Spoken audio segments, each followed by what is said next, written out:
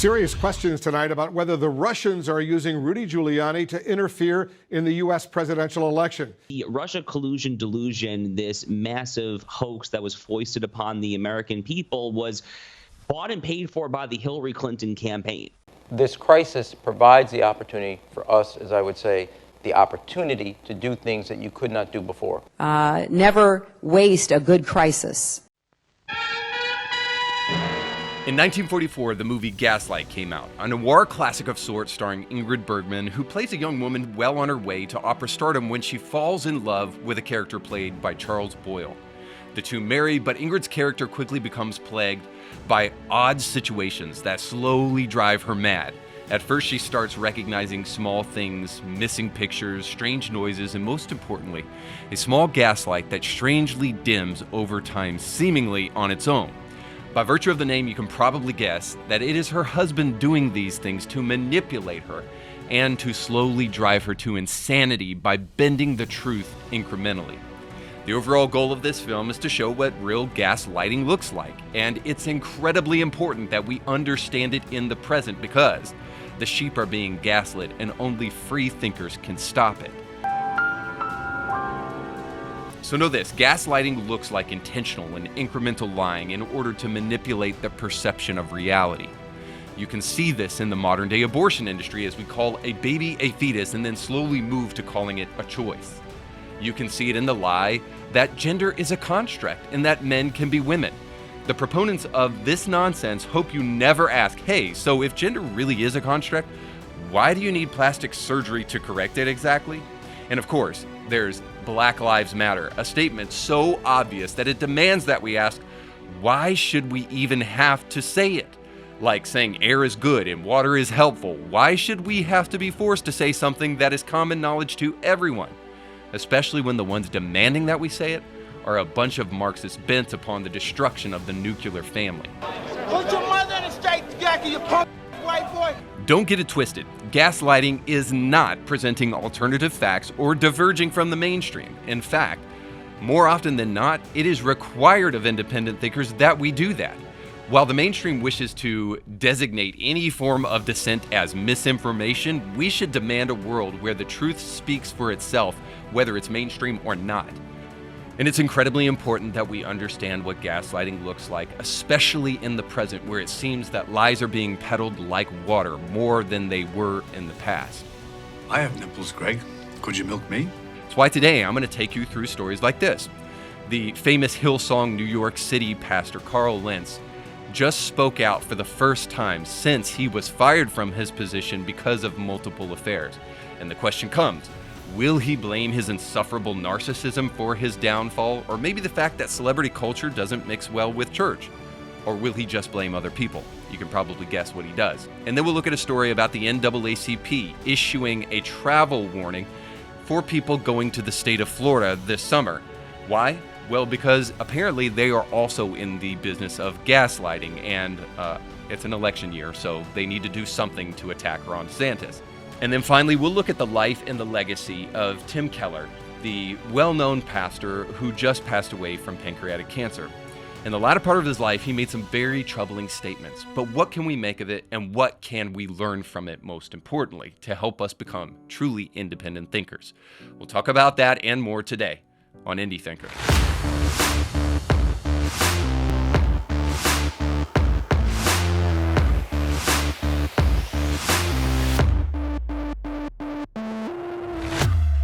Welcome to the show. Don't forget to like, share, and subscribe, and to check out today's show's sponsor, our friends over at Element Home Loans.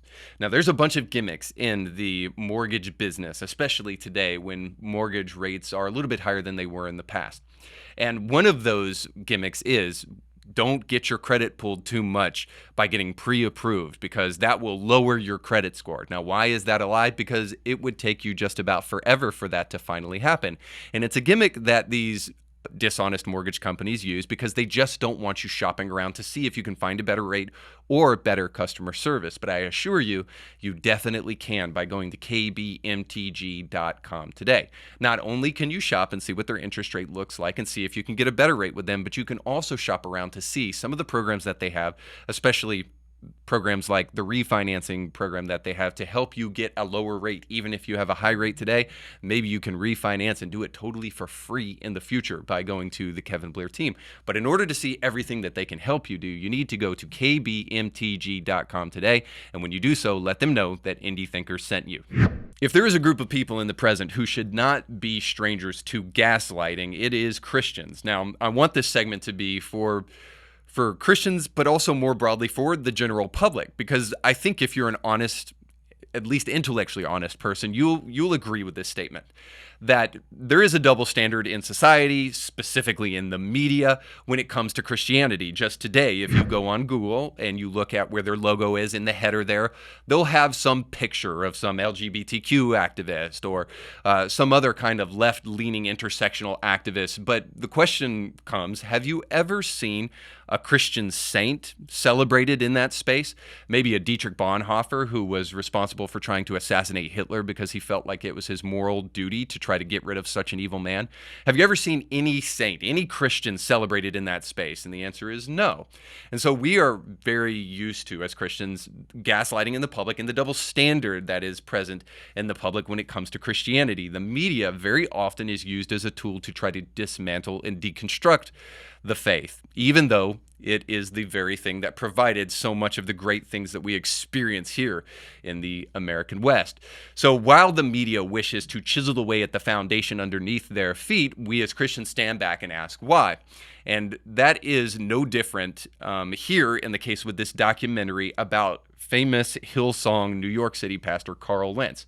I was very anxious about seeing this documentary because it marks the first time that Carl has spoken out since he was fired and since his multiple affairs were exposed.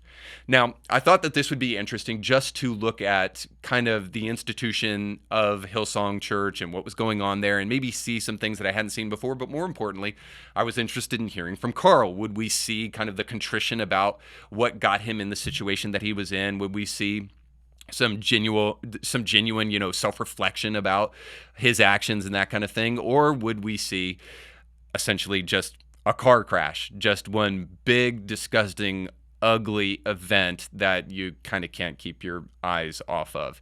And that's essentially what I walked away with this documentary thinking, is that it was exactly a car crash. And I kind of expected that, but I didn't quite expect it to be as bad as it was. So, when you're driving and you see a car crash, you don't want to look too much at the spectacle on the side of the road, but your eyes are strangely drawn, let's be honest, to what's going on and is everybody okay over there? But unlike most of the car crashes you see, the car doesn't explode while you're watching and driving by. And that's what happened here in this car crash. So it went from bad to worse with this documentary. And it started with this. And I want to kind of pull back and give you the 50,000 foot view and kind of drill down a little bit further into some of the specifics of it. But I walked away with just this general sense of frustration that I, as an independent YouTuber, seem to have more journalistic integrity than much of the mainstream media. It's really frustrating that I do the vast majority of this podcast on my own. Editing, producing. I have some really phenomenal help in sourcing stories, but by and large, it's up to me to try to curate these stories and to try to form them and to try to then produce them into coherent ideas on this podcast. And I have to try to source and back up what I'm saying as much as I possibly can. But then to watch this documentary about Hillsong, and by the way, if I didn't mention at the beginning, this is the second Hillsong documentary since this Carl Lentz thing was happening. This is called The Secrets of Hillsong. And to watch this documentary was really frustrating to hear all these baseless accusations thrown out against the church and that church in particular, but more broadly the church, to hear it thrown out without the kind of sourcing and backing that is necessary for the kinds of accusations that were being made. It is really frustrating to watch that. So let me give you a for instance so I don't do exactly what the people in this documentary did. Let me give you some examples of exactly how this took place. So for instance, we are told that Hillsong is a Pentecostal church, which is true, and that Pentecostals are somehow strangely and innately political. And that is because Pentecostals are largely, if not entirely, pro-life, and that makes them political, not makes them people that don't believe in murder. And then the fact that 80% of evangelicals voted for Trump, so that means that Pentecostals are deeply political. So there's a lot you could say about that, but suffice to say, just because somebody doesn't believe that you should murder a child doesn't necessarily make them political. And the fact that they voted for Trump might actually have something to do with that. So there's no nuance given to this assertion that Pentecostals are innately political. There's some right-wing extremist group is kind of the intention here. There's no nuance given to it in this sense, that the reason people voted for Trump, by and large, was because he said something crazy. He said that he would install conservative judges that would overturn Roe v. Wade. Now, was he right about that? I'll let you answer that for yourself. Not to mention, he was going up against the most radical pro-choice, pro-abort candidate, probably in the history of my lifetime, if not ever, Hillary Clinton. So when people voted for Trump, it wasn't because they were the pro-MAGA insurrection party. It was because they cared about life. And that seems to be a pretty good issue to vote upon. If there is an issue that we should be voting on as it concerns conservatism as an evangelical, you would think to yourself, murder is probably a pretty good one.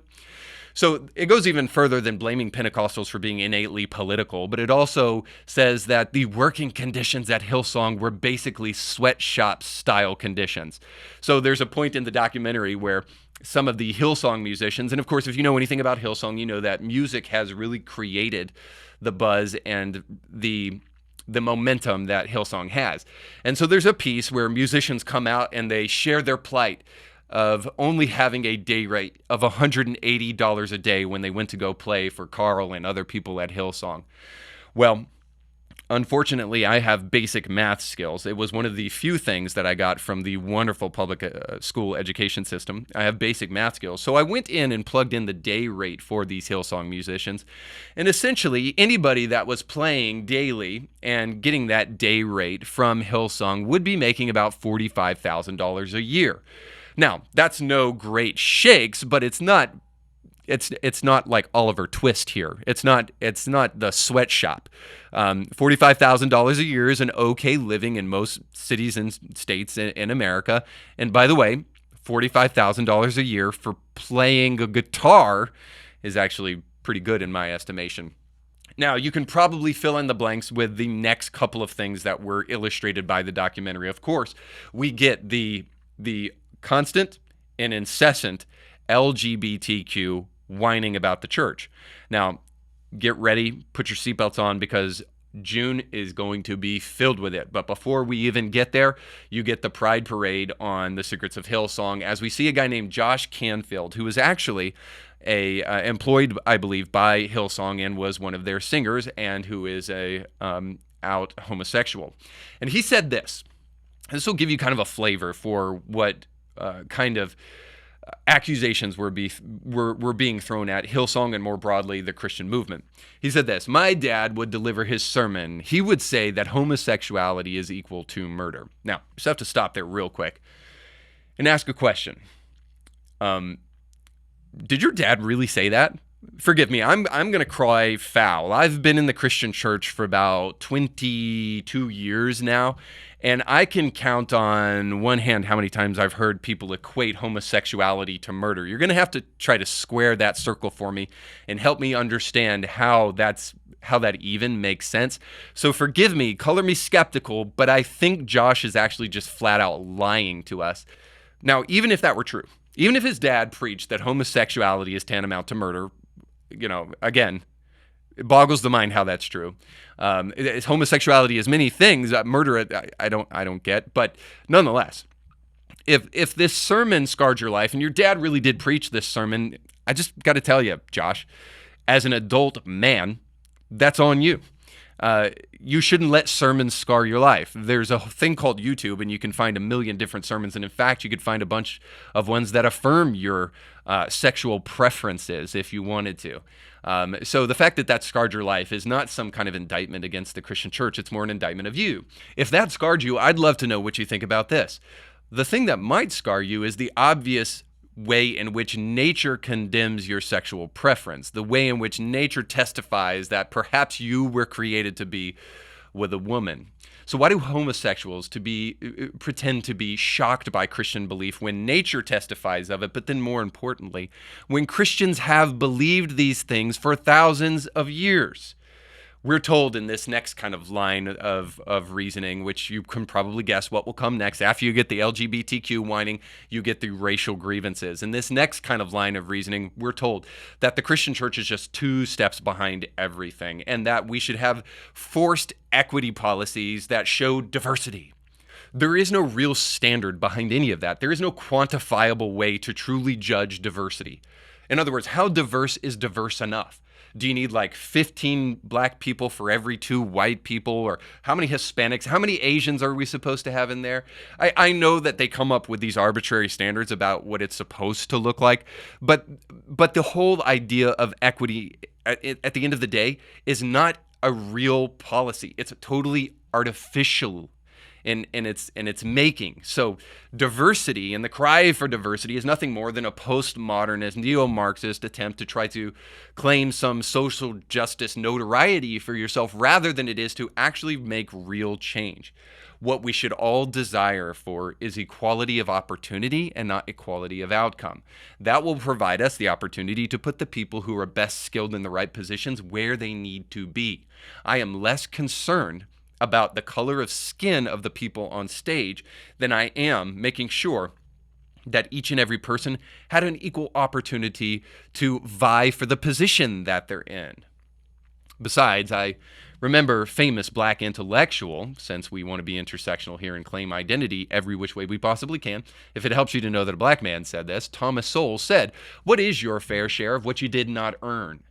The point is that if you really want things to be fair, and if you really want a world that is best suited for black people and white people, then you don't want diversity quotas. You don't want equity. You want equality. Because you want your position because you rightfully earned it, not because of the color of your skin. You want to stand up on that stage with the pride and the acknowledgement that you deserve to be up there because of who you are and because you earned it. That is the way to truly humanize people, not diversity quotas and equity quotas. Everyone should want to rightfully earn a position, not have it granted to them by the dint of their skin color. Regardless, that's all in episode 1, guys. And then in episode 2, we finally get to hear from Carl and Laura Lentz about the aftermath of being exposed, for Carl being exposed for his affairs. And this is what we get. I didn't know, actually, that Carl had cheated on his wife twice, not only with the girl that was widely publicized by the New York Post and other places, this girl that he met in Central Park, I believe, but also his live-in nanny. Now, some of you may have been familiar with that story, but I was not. And I just came away thinking, they were talking about the fact that this woman, this live-in nanny with them, has her own children, that she lives in Boston or lived in Boston at the time and was taking time away from her family even during Christmas and stuff to spend time with the Lentzes rather than being with her own family. And I'm just thinking to myself, you people you lack the kind of common sense for me to ever take you seriously. Carl was kind of like that in his preaching too, but nonetheless. So Carl cheated on his wife twice, live-in nanny and this girl in Central Park. And the aftermath is Carl takes the blame, and he actually comes out and posts on social media that he's to blame, and really does do, I think, a relatively healthy job of acknowledging his role in all of this stuff. But then let a little time settle in, and you get Carl Lentz taking the time to kind of really work on his story. And you get this, that it is Brian Houston's fault, the fact that he was sexually abused as a kid, and he has some mental health issues, and this is why he cheated on his wife twice. We get none of the fact that celebrity culture and churches are not really, they don't really work well together. We get none of the fact that Carl was intoxicated with his own fame and stardom. We get none of that nuanced, thoughtful conversation. We get everybody else is to blame, and I can't believe how they treated us after you treated your wife in this despicable way, and then continue to parade your wife on national, international television while she weeps her heart out because of your foolishness. And the whole time, he still doesn't truly take accountability for himself throughout all of episode 2. Now, I know I'm taking a little bit of time here, but I think this is incredibly important for you to see, whether you care about Hillsong or Carl Lentz or anything else. Because the most important takeaway for me, perhaps from this whole documentary, is just simply this. Carl Lentz is being used as a tool. If anything, this documentary proves that the modern American left does not actually have a moral code. Diversity, equity, and inclusion is as close as they can get, and it all goes down in flames the moment they get one opportunity to tear down the church. They are all too happy to platform a narcissist, white, male, cisgender sexual abuser as long as it does something more important for them, which is to tear down their first hatred, the church. Any institution that actually has morals must be destroyed by these people because it is a constant reminder of their own hypocrisy. They know that they can't truly ground any of their moral beliefs in a logical framework that actually makes sense. And so the one institution that can, the one place that can actually provide a logical and coherent basis for moral values, the church, must be destroyed so that their own hypocrisy is not displayed. I can only imagine that's why these documentary filmmakers wanted to take a story that could have been really, really well done, could have been very thoughtful, and could have been very introspective, and totally destroy that opportunity. They could have looked at Carl Lentz. They could have looked at narcissism and the way in which we love to gaze at our own appearance, but then that would be too close to what the left actually endorses and preaches on a regular basis. Rather, they have to do the one thing, the tired, the hackneyed, the sick thing that the left loves to do, which is tear the church down. And our society will continue to suffer as a result of it, as we'll see in our next story, as the NAACP is bent on an agenda to make sure that you don't travel to Florida this summer because they just issued a travel warning. And I know what you're thinking. Are they all of a sudden in charge of Customs and Border Patrol? No, but they think that they have the right to issue travel warnings for BIPOC, black people, indigenous people, and people of color all around the world must be afraid of going to Florida this summer because of Ron DeSantis, or maybe because it's election season, and slowly but surely, especially this week, as they issue this travel warning, Ron DeSantis is expected to announce that he is going to run for president in 2024. According to the AP, civil rights groups warn tourists about Florida in wake of hostile laws. So if it was up to the NAACP, they would have you believe that you need to be careful crossing the border from Georgia into Florida because there is a travel advisory warning now on the state of Florida that if you are a person of color, you could be targeted in the state of Florida by the evil Ron DeSantis. Now, I am about to go on a vacation to Florida where I will bring two mixed children, my children, with me across the border. So I guess we're going to have to try to figure out a way to place them in the undercarriage of the vehicle, which will provide, by the way, some respite from the noise and the constant question of how long until we get there and the constant stopping for the bathroom. I guess they could just go if they're in the undercarriage of the car, no harm, no foul.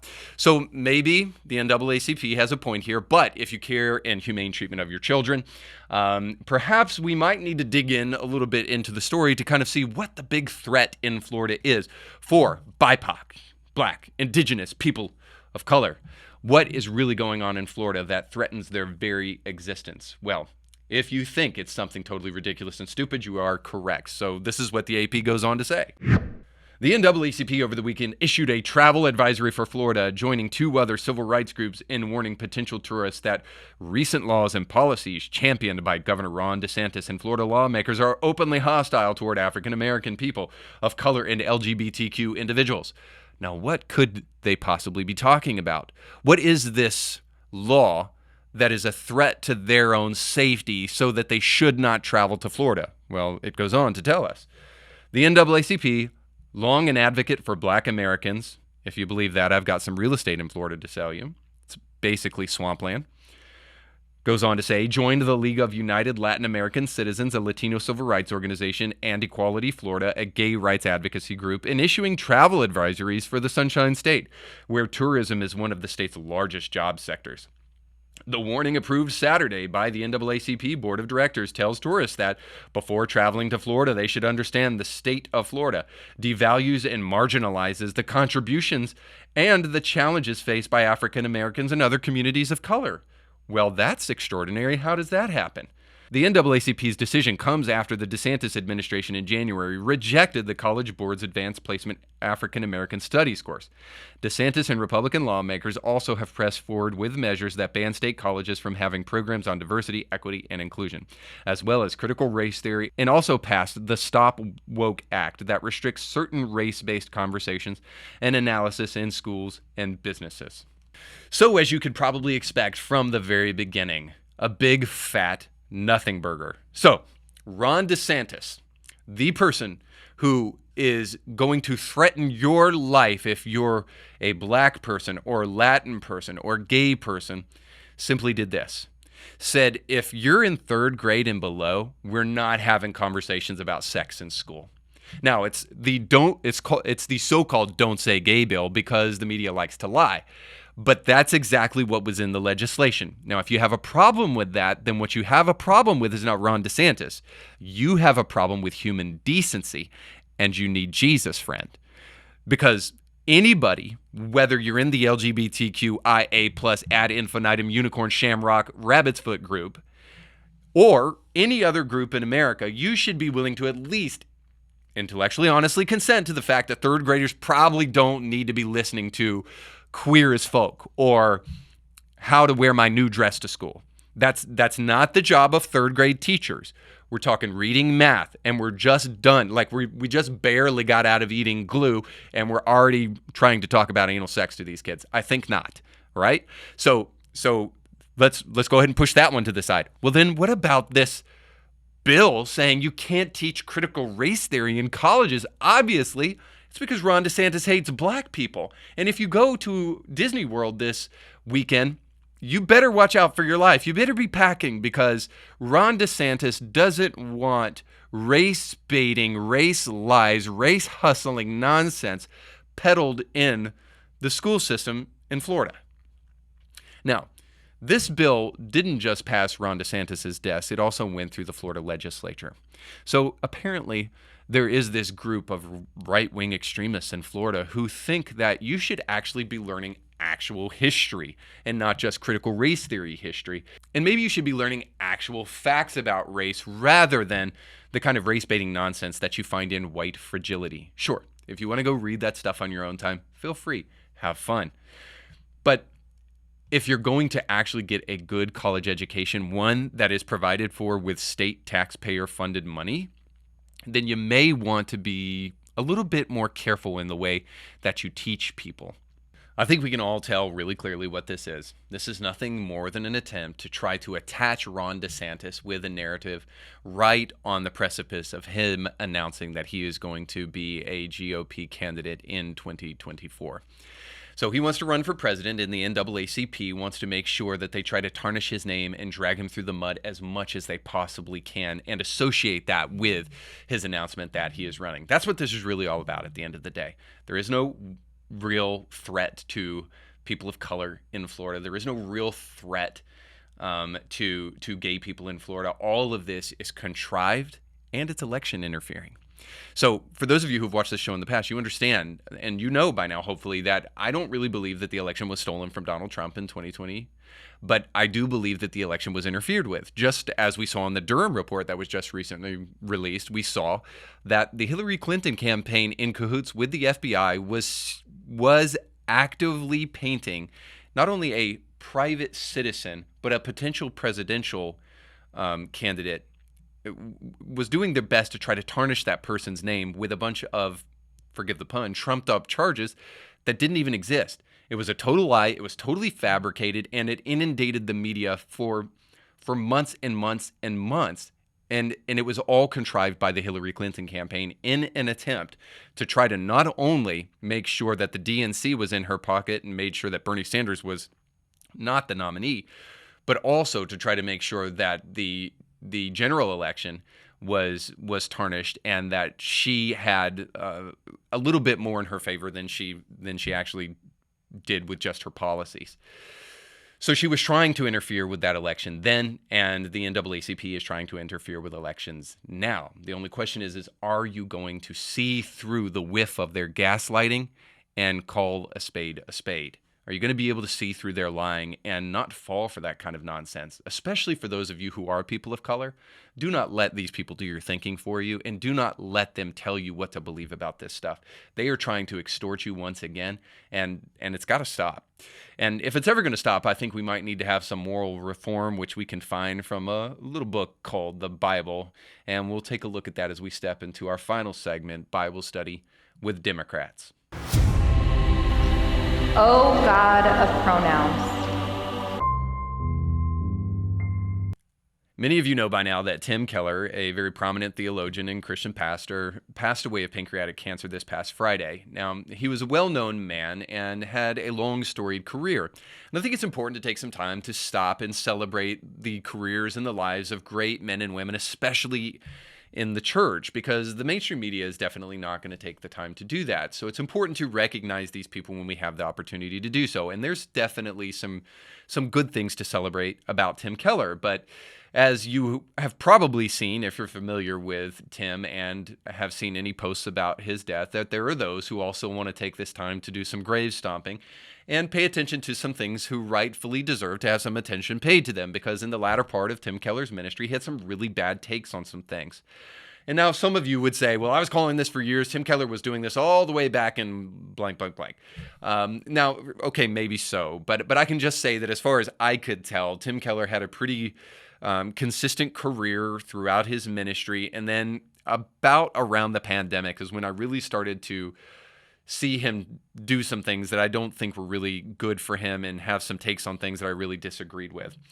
But I want to take the time to look at this man's life within the context of the good things that he did, but also being honest about the bad things and trying to reflect as nuanced as possibly about his life. But I want to pull back for just a moment to say more broadly, I want to do this because of this. And this is for all of us, whether you're Christian or not, is that I see blind ideology more often in the present than I have in the past. And I want us to try to ward off against that kind of blind ideology. And I think the kind of approach that I'll try to provide here will help, and I'll get to that in a moment. But let me explain what I mean by that. So ideology is essentially, or people who are blind ideologues are essentially people who try to impose an idea or a belief even in places where it doesn't fit. So they're always trying to push an agenda. Now, of course, this is people on the left, like the diversity preachers, who constantly want to try to push race into everything, even where it doesn't belong. But in fairness, this is also the kind of doctrinal watchdogs on YouTube and other places, and these guys do the same thing. They can be blind ideologues as well. And they do this by trying to shove everybody into categories, and sometimes too quickly. For instance, some of these doctrinal watchdogs are the ones who say, hey, if you're not a young earth creationist, if you don't believe that the earth was created in 6 literal days, well, then you must not believe the Bible. How do we know that you can actually believe in the virgin birth and that you believe in the resurrection if you don't believe in that part of Scripture? What makes us think you'll believe in this part of Scripture? Ha! Gotcha. Well, perhaps because those two things are totally different is the reason we do. Perhaps because the word day in the Old Testament can be translated a couple of different ways, and that you don't have a 24-hour period without the sun, and the sun wasn't created until the 4th day. Now, these guys come back and they say, well, God knows what a 24-hour period, and he's the one that wrote the Bible after all. And so the point is that they take these very ideological takes on things and do so that they don't have to actually engage in arguments. And so they'll make sure that the person who is not thinking exactly like them on a particular portion of Scripture is quickly equated as heretics. Now, I also think it's funny. Along with that is often the claim that anybody that's not that doesn't believe exactly like them can't be Christians. And so often they will say Catholics that Catholics aren't Christians, and that's kind of an interesting take for me. So we're to believe that it's like Jesus and then the disciples, the apostles, and then over 1,000 years of Christian history, and nobody is a Christian because all you have is Catholics until the great knighted Saint Martin Luther rises up, and he's the first Christian since the apostles, and then he starts the kind of Protestant movement, which becomes the evangelical movement, which is the only real Christians on the planet. I just would love to know how you square that circle, and ultimately it's going to push you down further into this into this thinking where we have to actually judge people based upon what they actually believed, and we have to actually nuance ideas. And so blind ideology, whether it's on the left or on the right, is equally problematic, to use the leftist term. So it's important for us to actually kind of look and drill down into what Tim Keller actually believed. And I think we'll find a more complicated story, but one that helps us come away with a moral that I think is important for all of us to understand. So let's first look at the fact that Tim Keller, and this is the most problematic thing that he believed, I think, Tim Keller did not believe in a literal flood. So here's him saying that. I don't believe the earth is young, and I don't think the Bible teaches that. I don't believe in a worldwide flood. I don't think the Bible teaches that. Creation science, and creation science has two basic pillars. The first is a young earth. They believe that basically the earth happened only a few thousand years ago, and the idea of long periods of time is a fiction. It's an illusion. And the second thing they believe in is a worldwide flood. Now, some of you may say, wait a minute, where I came from, all Christians believe this. Look at me. I'm a Christian. I don't believe it. And all you have to do is know that. All right, so as you can see, a lot of people have a problem with this, and I think rightfully so. I think this is the most troubling thing that I've heard Tim Keller say, I think, and all of the things I've heard him say that are troubling, and there's some troubling things, as we'll get to more in a moment. But the reason this is troubling is twofold. First of all, there is a lot of science, and there is a lot of external data, and almost all scientists and historians believe that there was some kind of diluvian period in history, and it just so happens that the Bible, by the way, kind of happens to express that in the best way. But there's a lot of scientific evidence, a lot of historical data that helps us come to the conclusion that there probably was a flood that took place that was catastrophic and global in nature. So he's not real well-founded in that way, not to mention, when I say that I'm not a young earth creationist, it's because there are different ways to interpret the words of the days being presented and just kind of the facts on the ground, the differences between Genesis 1 and 2 and all that kind of stuff. I think all of that needs to be taken into consideration and needs to be healthily thought through, which we can't necessarily do in this podcast alone. But so that's my issue with the flood here, because the flood undoubtedly took place according to the scriptural narrative in the Old Testament, but also things we see in the New Testament. So I think that we need to believe in the flood. However, I'll go one step further and maybe even take a controversial take, especially for you doctrinal watchdogs out there, and just say this. When you go to heaven, God is not going to ask you if you believed in a literal flood before you can enter into the pearly gates. Or if you're Catholic, maybe that's Peter. I don't know. But nonetheless, he's not going to ask you, well, did you believe in the flood? Because that's not really what this is about. What ultimately the flood story is more deeply about is the spiritual lesson that comes from the flood, which is this, that catastrophic flood to wipe away all unrighteous man from the earth and leave that one righteous guy, Noah, was not enough to truly produce a righteous lineage of people, because people are sinful and they desperately need a savior. That's the whole point of that story. Not only from a Christian perspective, but also even if you're Jewish, you could see it that way. That's the narrative of that story. A catastrophic flood to wipe out evil on the earth is not enough, because evil is so deep-seated in the heart of every single human being. Sure, Noah was a good man in comparison to those other dudes, but he was still a man, because one generation later, we see that Shem, Ham, and Japheth, the sons of Noah, Ham, is already doing evil things with that sin against his own father. So the whole point is that the moral of the story is what's really important at the end of the day. And Keller believed that. So that's why I think the real problematic take here is the reason Keller doesn't believe in a literal flood. It was to pander to a group of unbelievers who don't believe in the literal flood. Hey, look at me. I don't believe in a literal flood, so it's okay if you don't believe in one either. Well, that's hardly the reason why you shouldn't believe in a literal flood, just because Tim Keller doesn't. We actually need some evidence there. So again, that's the most controversial take, I think, from everything that he has said. But then also we have his words on COVID. And he said this: last on pandemic period. In NYC, early 2020, 9.2% of every person who got COVID died. And 32% of all hospitalized with COVID died. The hospitals were overwhelmed. In Elmhurst, body bags were in the street. New York Cityers were not offended that year by restrictions and calls for vaccination. So the idea there is just simply that because of the severity of of COVID, there were people in New York City who were rightfully concerned, and they were taking up a rightful position of kind of going along with what the government said. Look at all the death, in other words. Now, I would love to tell you that tweet was sent somewhere kind of like mid-2020, like shortly after 2 weeks to slow the spread, and that Keller was perceptive enough to kind of look at the facts on the ground and what was going on, but it wasn't actually. It was sent in April of this year. So a little humility in the wake of the CDC lying to us about vaccine efficacy, the decline in education, especially among younger kids who were much less likely to have devastating effects if they got COVID.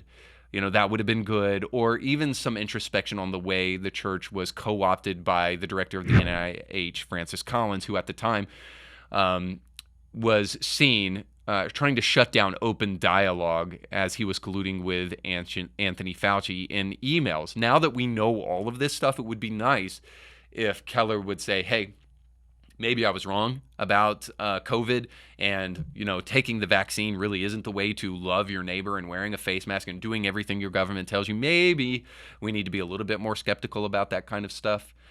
So suffice to say, he didn't have the greatest take on COVID and didn't all the way up until his death. Now, the more important issue was the one of exclusivity of Christ. So there's been a lot of people who have questioned whether or not Tim Keller really believed in the exclusivity of Jesus Christ in order to be saved. So here's him speaking to this issue, and I want you to hear it here for yourself. About the millions of Muslims, Sikhs, and Jews who have heard about Jesus. Where does your thesis leave them? Where they are right now, it means that if there's never any change, they don't get Jesus. If he is who he said he is, then long term, they don't have God. Now, throughout this interview, Keller gives a kind of meandering response, but I think I know what he's trying to achieve. He's trying to get into the mindset of a secular group of people whom he's speaking to at this Veritas Forum, and trying to help them understand from their perspective why Christianity makes sense. So he's trying to concede some things that they believe and trying to acknowledge those things in the room, and then he's trying to answer those things. So I think that's what he's doing. I think a lot of people misperceived this clip, and in its broader context misperceived what he was actually saying and said that he was kind of waffling on the issue. But I think you just saw right there, at the end of the day, not much waffling there. He's very clear about where he believes that the importance of Jesus Christ is, and believing that he is God, and why that's necessary for salvation. Now, then there's some other people who also had some issues with what he had to say about the LGBTQIA plus ad infinitum group. And so here's him being very definitive about what he thinks about that to a group of people who are not sympathetic to his view. So here's that. So the Bible does say sex is for a man and a woman inside marriage to nurture love and commitment in a long-term permanent relationship of marriage, which means polygamy, it means sex outside marriage, and it means homosexuality are considered violations of God's will, but also violations of our own design. So the Bible is actually saying you're missing out if you do those things. So hopefully that clip is pretty self-explanatory, so we can move on to the next thing, because the next thing is the more substantive critique of Keller, especially in his latter days, which is that Keller was a Marxist, and he was eaten up with critical race theory, and he was part of the social justice movement, and he influenced people like David Platt and Matt Chandler. I think, by the way, that's very true. He did influence the way that they thought about these things, and he did have some pretty flawed ideas, but they may not be exactly neo-Marxist, as though he was a true communist believer and wanted to see socialism in America. So here's John Harris speaking to another podcaster about kind of the racial views of Tim Keller, and here's what they had to say about him. That he seemed to have a peculiar fascination with Karl Marx. Is that true? And what did that look like? What did he? Was there anything he disagreed with Marx over, or what drew him into Karl Marx? And where do you see that in whether it be his writings or his preaching, or where did you get that from? Yeah, I mean, I don't know if I'd use the word fascination. He use the word fascination. Well, you know, sorry. He may have a fascination. He certainly has a fascination, I would say, with like new left thinkers, but I think that's just because of the world he grew up in. came, at Bucknell University or Bucknell College. He was involved with the activist students.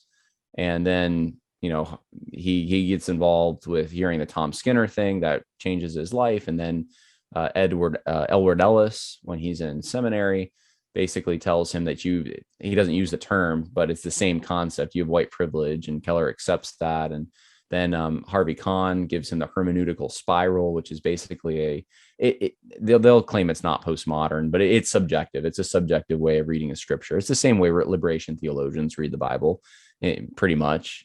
This kind of reader response way of looking at it. So like Keller, these are his influences. And then you see in his writings, you can tell he reads a lot of, he reads Foucault. If there's a obsession he has or a fascination, I think it's Foucault. He talks about Foucault in some sermons quite a bit. French. Foucault. Yeah, Mikhail Foucault, or some people will say Michel Foucault. Whenever I say Mikhail, people, they write me and say it's Michel, but it depends, I guess, who you're talking to. Let me help you out just a moment. It's Michel, and anybody who says Michael has no idea what they're talking about, but feel free to proceed.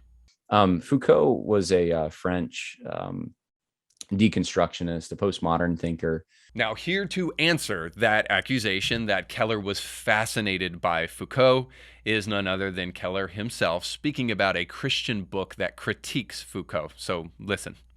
This is a book. It's entitled Michel Foucault.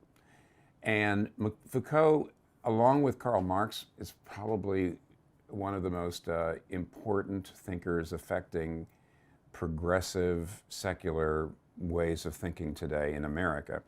And Christopher Watkin wrote this. It's remarkable because Watkin is a strong Christian and he gives you a very strong biblical critique of Foucault, but he also summarizes his views in a way that's extraordinarily helpful. And I just don't think there's anything quite like this. Can I ask a question? Yeah. His bottom line, though, is that Foucault is not. Christian. He's not endorsing Foucault's thought. It's a Christian. He's criticizing Foucault's thought. This is a Christian critique of culture. Okay, well, critique means criticize. Yes, in other words, in the end, he's giving a Christian critique, but it's an appreciative. Does he also criticize Marx as well? He doesn't. Yeah, a little bit. Well, see, Foucault was a critic of Marx, and yet in the end, as Watkin points out, I think, is Foucault in many ways accepted a lot of what Marx said. So it's a critique of Marx and Foucault, ultimately. So anyone who is unhappy with Foucault and Marx's influence on our culture should read that book to see. Yes, because mostly Foucault and Marx are just vilified without understanding really what they taught. And if you don't understand what they taught, you can condemn them. That's terrible. But you really don't understand how it's influencing culture, so you don't even really know what to look for. Keller had no love for Foucault and wasn't fascinated by Foucault. If he talked about him, it was just so that he could engage in these ideas because they were prominent in the culture, but there was a need for a Christian critique of Foucault.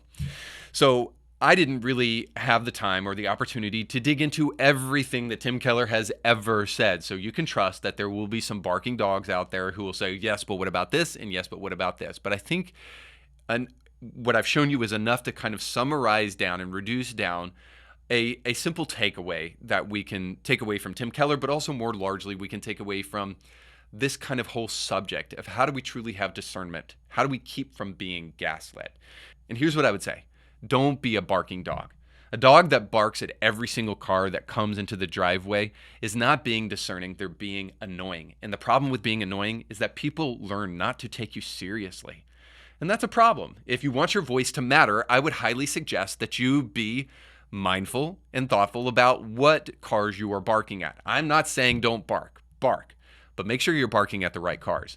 And then the final thing, and probably the most important thing, is that barking dogs are just simply lazy. What I mean by that is this, is the kind of Andy Stanley approach to the culture war is just simply lazy. He says, we're not in it to win it, and we don't want to alienate people in the midst of the culture war, so don't be worried about winning it. Just love people is kind of the idea from Andy Stanley. Well, of course, How lazy of an approach is that? Because there are definitely some things in the culture war that we better be serious as Christians about winning. Abortion might be one of them. The gender mutilation of children might also be another one. If you actually care about people, then you better be serious about winning. So that kind of lazy approach from Andy Stanley is the same kind of lazy approach that just wishes to paint with a broad brush and shove people like Tim Keller over in the corner as apostate and a heretic and somebody that you don't need to listen to. I'm not so sure that that's the most thoughtful take. And in fact, I'm pretty sure that that kind of dismissiveness actually just keeps you from actually engaging in people thoughtfully. It's lazy because now you don't have to take their arguments seriously and you don't have to hear where they're coming from. You don't have to question their ideas. You don't have to nuance what they're actually saying. You can just throw them in the heretic camp and then walk along your merry way. And the problem with that is this, is that Christians have been doing that for far too long. Because we haven't been engaging effectively and thoughtfully, we're losing the culture. If you don't realize that by now, then you are just not paying attention, or you just don't care. So yes, there's balance in all of these things, but don't just simply be lazy and not willing to engage with other people's ideas. To simply paint with a broad brush Tim Keller and say this man was apostate, or it's unfortunate that he gave in all of these ways, I think is not charitable enough. Now, sure, you can accuse me of being too charitable in this podcast to Tim Keller, and maybe I'll take that into account. But I will just say this, that the more actively discerning we can be about these kind of things to make sure that we're parsing ideas and thinking thoughtfully about them, the better off we can be. I don't want big tent Christianity like Christianity today wants. I don't want that. What I'd rather have this is a holy church that makes enough room for people like the thief on the cross to make sure that they enter in to the eternal paradise of our Father. So I want a healthy church, and I want a good church. I want a church that wins the culture war, and I want a church that stands for the right things and stands up for the things that matter most, rather than barking at every car. Now, it's all the time we have for today. Hopefully that was helpful to you. If you like what you heard, I'd love to hear from you down in the comments section below. Thank you for watching. Don't forget to like, share, and subscribe, and to go with God.